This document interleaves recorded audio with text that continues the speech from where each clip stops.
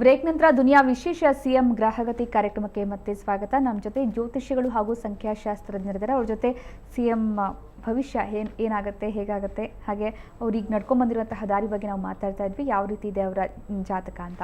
ಈಗ next CM ಅವ್ರ ಜೊತೆಗೆ ಬಿಜೆಪಿ ರಾಜ್ಯಾಧ್ಯಕ್ಷ KS ಈಶ್ವರಪ್ಪ ಅವರ ಭವಿಷ್ಯದ ಬಗ್ಗೆ ಕೂಡ ಸಾಕಷ್ಟು ಕುತೂಹಲ ಇದೆ.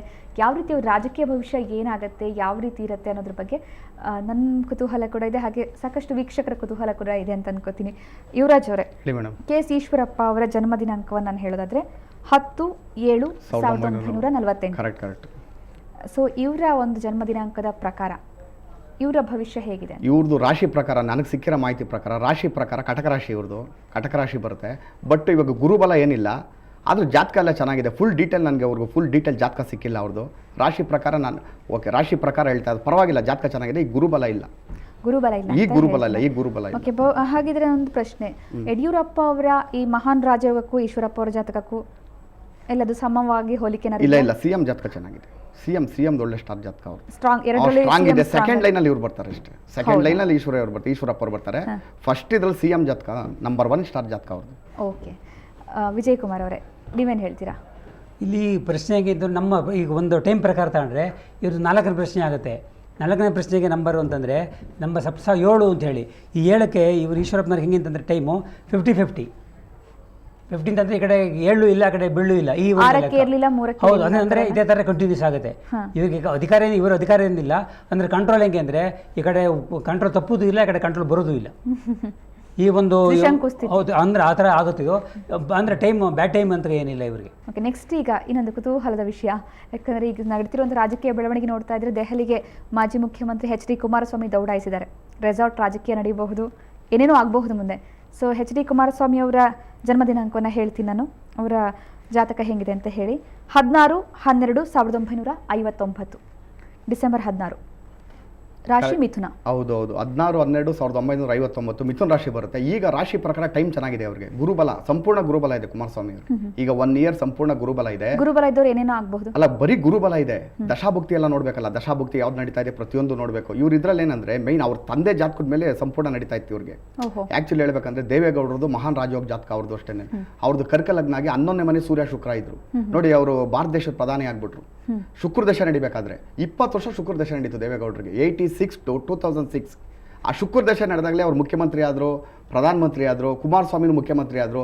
ಅವ್ರಿಗೆ ಶುಕ್ರ ದಶ ಡೌನ್ ಆಯಿತು 2006. ಶುಕ್ರ ದಶ ಕಂಪ್ಲೀಟ್ ಆಯಿತು, ಸ್ವಲ್ಪ ವೀಕ್ ಆದ್ರಲ್ಲ, ಇವ್ರ ಅಧಿಕಾರನೂ ಹೋಯ್ತು. ಅವರು ಆ್ಯಕ್ಚುಲಿ ಏನಂದ್ರೆ ಇವ್ರು ಅಧಿಕಾರಕ್ಕೆ ಬರ್ತಾರೆ, ಜಾಸ್ತಿ ದಿವಸ ಅಧಿಕಾರದಲ್ಲೆಲ್ಲ ಮತ್ತೆ ರಿಟರ್ನ್ ಆಗ್ಬಿಡ್ತಾರೆ.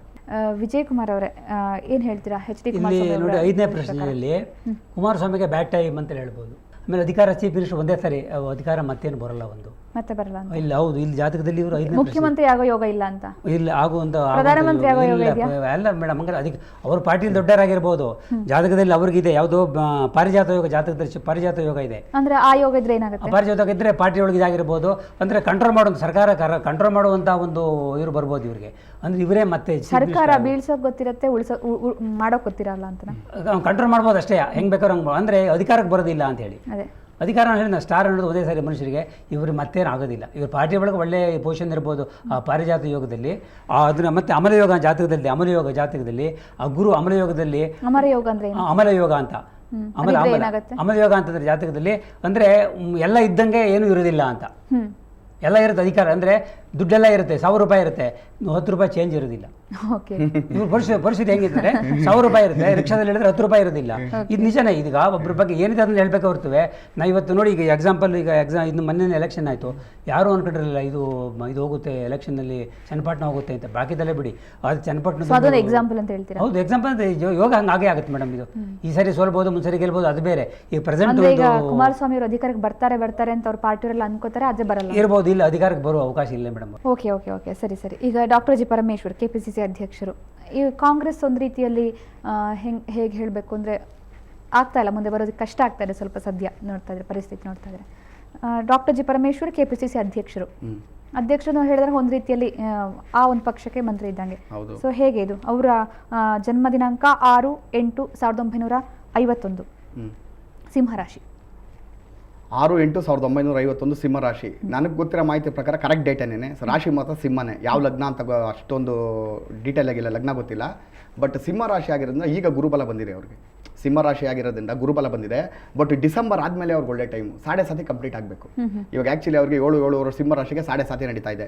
6 ವರ್ಷದಿಂದ 7.5 ನಡೀತಾ ಇದೆ. ಗುರುಬಲನೂ ಇಲ್ಲ. ಈ ಲಾಸ್ಟ್ ಇಯರ್ ಎಲ್ಲ ಸ್ವಲ್ಪ ಮತ್ತೆ ಅವ್ರು ಹೆಂಗ್ ಅಧ್ಯಕ್ಷರಾದ್ರು? ಅದೇ ದಶಾಭುಕ್ತಿ ಮೇಯ್ನು. ನಾನು ಹೇಳಿದ್ನಲ್ಲ ಇವಾಗ 7.5 ದಶಾಭುಕ್ತಿ ಅಂತ ಒಂದು ನಿಮಿಷ ಹೇಳ್ತೀನಿ ಮೇಡಮ್. ದಶಾಭುಕ್ತಿ ಅಂದ್ರೆ ಯಾವ ದಶ ನಡೀತಾ ಇದೆ ಅಂತ, ಅಕೌಂಟ್ ಬ್ಯಾಲೆನ್ಸ್ ಅಲ್ಲಿ ಯಾವ ದಶ ನಡೀತಾ ಇದೆ, ಸೂರ್ಯ ದಶ ನಡೀತಾ ಇದೆ, ಒಂದು ಪಾಯಿಂಟ್ ಹೇಳ್ತೀನಿ. 7.5 ದೇವೇಗೌಡರು ಪ್ರಧಾನಿ ಆದ್ರು, 7.5 ನಡೀತಾ ಇತ್ತು, ಕುಮಾರಸ್ವಾಮಿ ಮುಖ್ಯಮಂತ್ರಿ ಆದ್ರು. ದಶಾಭುಕ್ತಿ ಮೇನ್. ಆಮೇಲೆ ಜಾತಕ ಪವರ್ಫುಲ್ ಎಷ್ಟಿದೆ ಅಂತ ಅವ್ರ ಅವ್ರದ್ದು ಡೇಟು ಟೈಮಿಂಗ್ ಇವಾಗ ರಾಶಿ ಪ್ರಕಾರ ನಾನು ಹೇಳ್ತಾ ಇದ್ದೀನಿ. ಈ ರಾಶಿ ಪ್ರಕಾರ ಇವಾಗ ಗುರುಬಲ ಬಂದಿದೆ. ಸ್ವಲ್ಪ ಟೆನ್ಷನ್ ಫ್ರೀ ಆಗ್ತಾರೆ ಅವ್ರು, ಗುರುಬಲ ಬಂದಿದೆ. ಬಟ್ ಆದ್ರೆ ಈ ಡಿಸೆಂಬರ್ ಕಳಿಬೇಕು ಅವ್ರಿಗೆ. 7.5 ಕಂಪ್ಲೀಟ್ ಆದ್ಮೇಲೆ ಒಳ್ಳೇದಾಗುತ್ತೆ.